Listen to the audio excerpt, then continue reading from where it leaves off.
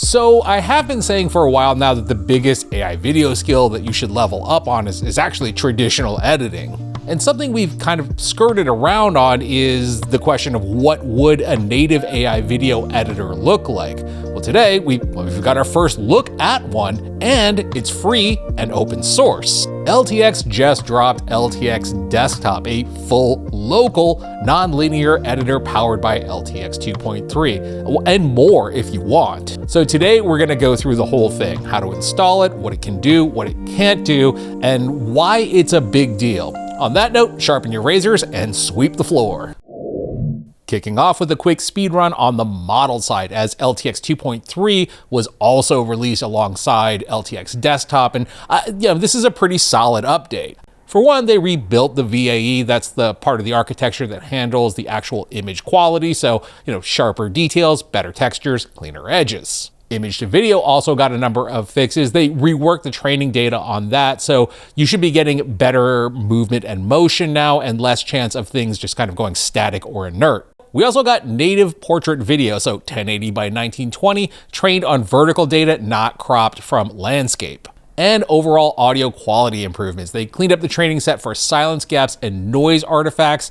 We have tighter sync and a new vocoder. 2.3 is of course available over on Hugging Face, and ComfyUI support was there day one. As a quick side note, if you've ever been comfy curious or, comfy terrified, I just recently put out a video on how to install Comfy and LTX2, kind of a beginner's guide, easy mode. That'll be linked down below. It's not quite as scary as it all seems. As a second side note, and then I promise we'll move on, this FireRead image edit just dropped as well. I gotta take a look at this. This apparently does the kind of nano banana thing, but it preserves character features. So this might be pretty interesting. I'll definitely take a look at that. And finally, back to LTX 2.3. If you don't want to deal with any of the hardware stuff, you can just run it via an API. Links will be down below. But honestly, LTX 2.3 is not the big story here. The big story is LTX Desktop. LTX Desktop is an open source, fully local, nonlinear video editor built on the LTX 2.3 engine. And again, just to stress, this is not a web app. This runs locally on your PC, Mac, or, no love for Linux, sorry, Linux weirdos. They are working on it. And I do say weirdos with the utmost respect and love. Now, some things to go over, both good news and, I hesitate to call it bad news, but rather some things you should know. So the good news is that the install itself is probably the easiest open source installation you'll ever run across. Just simply, choose your OS, hit the button, and then, the download happens. So that's just the installer part, just as an FYI. From there, of course, is where the actual install begins. It'll start downloading models, and I do want to note, it's a pretty beefy boy, depending on what you already have installed, like Python, etc.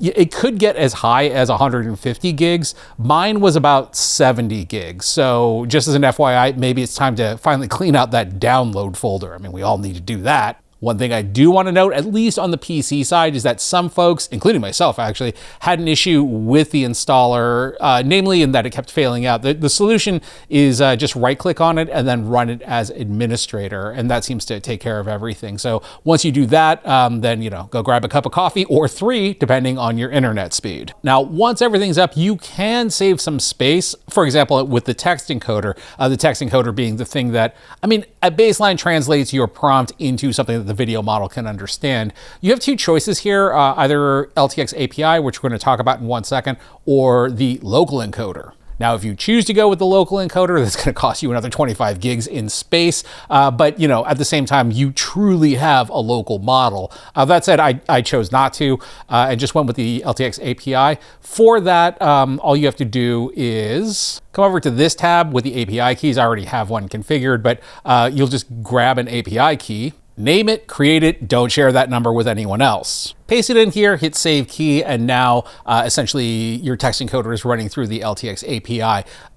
It doesn't cost you anything, so save yourself 25 gigs if you want to, and just do it this way. Now for kind of the elephant in the room, and it is a pretty heavy elephant. LTX Desktop currently hard gates local generation at 32 gigs of VRAM. So on the consumer side, there's actually only one GPU that has 32 gigs of VRAM, and that's the RTX 5090. If if you don't have a 5090, don't stress about it too much. This probably is not going to last very long and actually has been already solved, as we'll see in just a minute. That said, if you're on a Mac or you have like a Dell Potato with a 1 gig VRAM card, you'll want to hit generate via API. That will make an API call.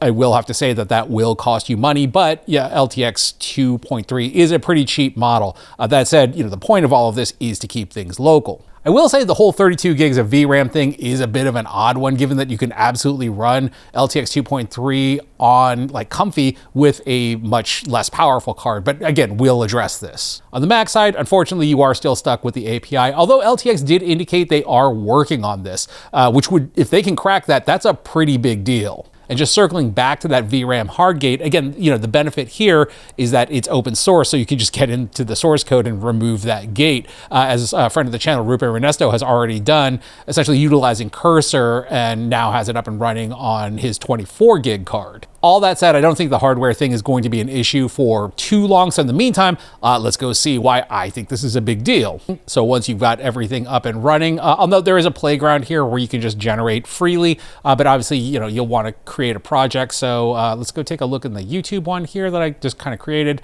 We have all of our standard image to video. It's LTX 2.3 fast that's bundled in here. You can add other models in. We'll talk about that in a little bit. Just as an FYI, you have essentially durations of 5 to 20 seconds. If you're running it at 540, it does have a built-in upscaler as well. And then as you change to 720, we're down to 10 seconds. And then I think at 1080, it's only at 5 seconds. Once again, there is a 2x upscaler here. So I've been running most of my stuff in 720. So all of this takes place in the gen space. To get to the video editor, you just simply come up to this tab here. I'm actually gonna switch projects here, namely because I've created a bunch of other clips in this kind of like found footage zombie thing. So what we'll wanna do is move over to video editor. Now the editor is obviously the big show here. And while it is not your everything editor, it actually is pretty packed. There was more in here than I had suspected there would be. Obviously all of your clips are loaded in from your project. From here, pretty standard timeline with all of our various tools of like ripple cut, etc. Now I do want to note that we're not looking at anything from like a creative standpoint here. I didn't have time to do anything in that regard. So all of the clips here are a bit of a hot mess. That said, we're really kind of focusing on the editor itself anyhow. Again, a lot of the standard stuff here, we can set an in and an out point, send it out to our timeline, and then it'll populate in here. Double clicking on a clip and you have access to properties, including some, basic color correction. Nothing, to get really crazy about. This is definitely not like, DaVinci Resolve or anything. So I'm not going to get too crazy in a back and forth on, what LTX Desktop has versus Premiere or DaVinci or Final Cut or anything. Just think of it, it's a fairly basic video editor that actually does have a couple of extra bells and whistles. The ability to add adjustment layers in here. This kind of surprised me, is that there's an option up here to auto letterbox, which I thought was pretty interesting. It's got various aspect ratios in here. I did think that was pretty neat. It does not do like all of your standard adjustment layer stuff, but it does have this. Transitions wise, if you click in on a clip, you've got some pretty basic ones: dissolve, fade, etc., etc. And then actually, if you bump two clips together, I guess I unlink those two. Yes, you can unlink audio, and then you'll have the option to actually automatically create one as well. So yeah, I mean little things. Now the AI native stuff is where things get pretty interesting. For example, I'm just going to leave the audio off on this because I just don't feel like dealing with a headache of external audio. So we have this video clip here of this guy in the world's worst Airbnb during the zombie apocalypse. So if I want to I re-roll this, all I have to do is right click on this and then hit regenerate shot. And now it has rerun the prompt right on the timeline. Now, what's kind of interesting about this is the fact that we have the ability to switch back and forth between, I actually ran this prompt a few different times, but we can actually switch right on here because it's obviously non-destructive, and all of our various rerolls are right here. So yeah, all we have to do is come down to here and there's like a little button that's there that'll take you through each one of them.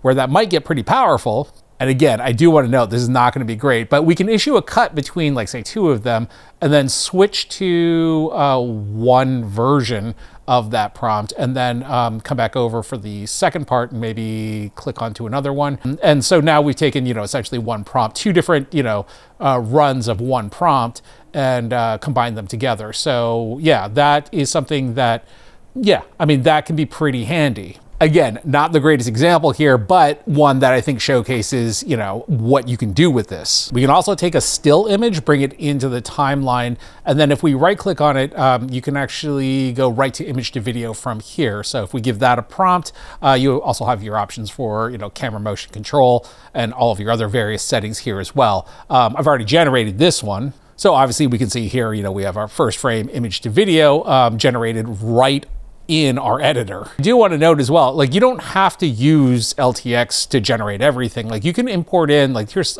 cling footage that I just imported in. So, obviously it'll take anything. Now, the really interesting thing is a feature that's here that I wasn't expecting, and that is being able to bridge shots by filling it with video. So if you have a space between 2 shots, you can actually do this fill with video. Now, I do want to note one thing here, is that in order to use this function, for some reason, you have to have a Gemini API key. So that one is also pretty easy. Just hit the Gemini API key. That'll kick you over to AI Studio, sign in, create a key, back you come. So the idea here is that Gemini would look at the end of your first clip and the beginning of your second clip, and then through your prompt be able to kind of put things together. I don't know if this is completely working yet, only because, again, the generate from first frame, last frame thing, this does not seem to be working yet. So this might be something that, we'll see in an update. So, issuing a prompt here, though, of like camcorder footage from a helicopter view,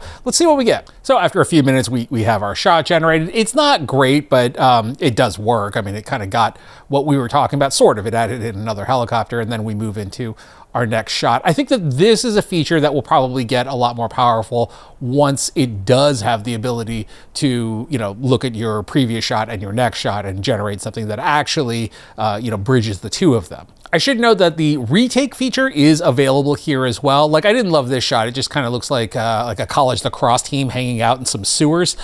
So if you right click here and then go into retake shot section, we could hypothetically remove that or change that section. That will take you over to the retake section where hypothetically you could retake that section by, in painting it here. The problem is that for some reason the scroll currently will not go that far down the clip. So this is very much a V1 thing. I expect that to be fixed at some point or another. You can still do it. It just requires you to go back to the gen space area to do it, where we have our FBI agent drinking coffee in a diner. We had an issue here with our waitress in the background here. Her neck kind of goes like full Exorcist before she comes around. So doing a retake on this, that allowed me to get the full clip, and I could actually, find the timing on her head spin there, and then, issuing essentially the same prompt. That ended up solving our issue. So there, obviously our retake is happening here. So, so yeah, just for right now, you just kind of got to work around that part of it. So all that said, this is obviously a V1. Like, it is pretty much a beta. Like, I mean, all of the stuff that you're used to, all your plugins, your VSTs, like those you're not going to be able to use those here. There is XML export, so you can actually round trip anything out of here to like Premiere, DaVinci, Final Cut, or whatever. So no, it is not going to replace your main editor. And I don't think it's really trying to, at least not right now. Let's see how it develops as it moves along. So of course the question is like, why would you use it? And the reason that you might want to, or someone might want to, is because it's open source. It's because if there's a feature that you want and you've got the skills, well, actually, you know what? Even if you don't have the skills, you can fork this and build it yourself with like a kind of a long, and I'm not going to lie, possibly frustrating week with Claude Code. If you have other models that you're using locally, you could probably very easily hook those up. If you want to add in API calls to Kling, Minimax, or whatever, sure, you could totally do that. Do you want to take this entire editor and run it as a node in Comfy? I mean, you could. I don't know why you would want to like put an editor in a murder board, but you could. Ultimately, I'll say it's a V1. It has miles to go, but I think that there's a solid foundation here and some kind of interesting ideas. It definitely goes to show that the editor of the future, at least for AI video, might not be coming from Adobe Blackmagic or Apple, but rather from open source. And the one thing I did want to bring up is that there does seem to be some conversation recently of people thinking that traditional editing is also going to be automated.